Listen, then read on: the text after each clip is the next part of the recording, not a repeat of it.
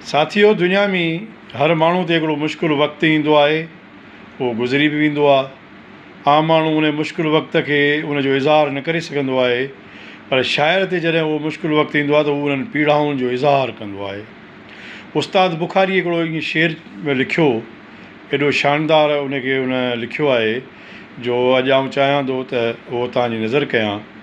उस्ताद बुखारी लिखियो त मूंखां मुंहिंजा यार बि थी बेज़ार वञनि था बाज़े बाज़े। यार त छा, पर भाउर भेनर ॿार बि थी बेज़ार वञनि था बाज़े बाज़े।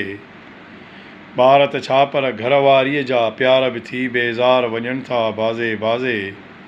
प्यार त छा, पर पंहिंजे बुत जा वार बि थी बेज़ार वञनि था बाज़े बाज़े। वार त छा, पर सोचूं ऐं वीचार बि थी बेज़ार वञनि था बाज़े बाज़े।